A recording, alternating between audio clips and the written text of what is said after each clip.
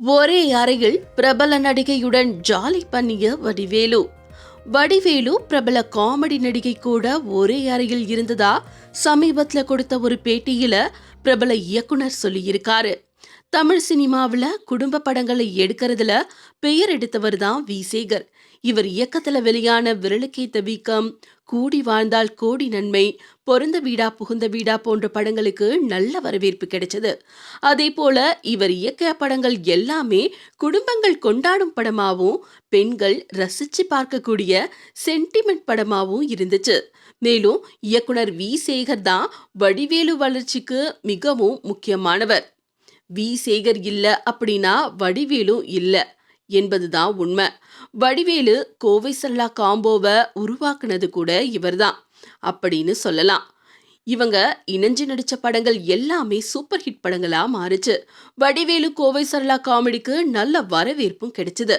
இந்த நிலையில நடிகர் வடிவேலு பற்றி இயக்குனர் வி சேகர் சொல்லி இருக்கிற விஷயம் இப்போ பரபரப்பை ஏற்படுத்தி இருக்கு.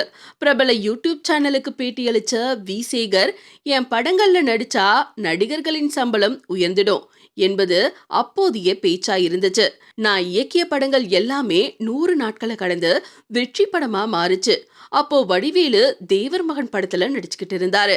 அவர் என்கிட்ட வந்து, சார் உங்க படத்துல ஏதாவது காமெடி ரோல் கொடுத்தீங்கன்னா நல்லா இருக்கும், எனக்கு மார்க்கெட் உயரும் அப்படின்னு சொன்னாரு. இதுக்கு வி சேகர், என்னப்பா இப்படி சொல்ற, என் படத்துல மனோரமா, கவுண்டமணி, செந்தில், சரளா இவங்க இல்லாம எப்படி உன்னை சேர்க்கறது? கடல் மாதிரி இருக்கிற இடத்துல நீ திருவிழா கூட்டத்துக்கு வந்த மாதிரி இருக்கும், பொறுமையாயிரு, நல்ல ரோல் வந்தா சொல்றேன் அப்படின்னு சொல்லியிருக்காரு. அப்படிதான் வடிவேலு என் படத்துல வந்தாரு. நான் இயக்கிய படங்கள்ல நடிச்ச பிறகு வடிவேலுவுக்கு மார்க்கெட் உயர்ந்துச்சு, நல்ல சம்பளமும் கிடைச்சது. வடிவேலு மார்க்கெட் சரிய காரணம் கேப்டனை எதிர்த்து பேசினதுதான்.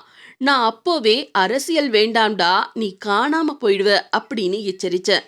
ஆனா வடிவேலு கேட்கல அப்படின்னு வி சேகர் கூறியிருக்காரு. அதே போல நான் இயக்கிய ஒரு படத்துல வடிவேலுவுடன் கோவை சரளா ஜோடியா நடிச்சாங்க. அந்த ஷூட்டிங்கின் போது என்னிடம் வந்த வடிவேலு, எனக்கும் சரளாவுக்கும் தனி மேக்கப் ரூம் போடாதீங்க, ஒரே ரூம் போடுங்க, செலவு மிச்சமாகும் அப்படின்னு சொன்னாரு. நானும் அவர் சொன்ன யோசனை பிடிச்சதுனால ஓகேன்னு சொல்லிட்டேன். 2 பேரும் ரூமுக்குள்ள போனதும் கதவை சாத்திக்கிட்டு திறக்கிறதே இல்லை.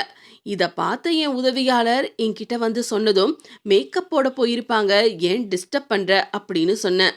இல்லை சார், ரொம்ப நேரமா கதவு மூடியே இருக்கு, கதவை தட்டினாலும் திறக்க மாட்டாங்க அப்படின்னு சொன்னதும் நான் டென்ஷன் ஆகி அந்த படத்துல கோவசரலா நடிக்க வேண்டிய அவசியமே இல்லை அப்படின்னு துரத்தி விட்டுட்டேன். அதுக்கப்புறம் வடிவேலு கோவை சரளா காம்போல படம் பண்ணவே இல்லை அப்படின்னு சொல்லியிருக்காரு. இந்த விஷயம் இப்போ சென்சேஷனலா பார்க்கப்பட்டு வருது.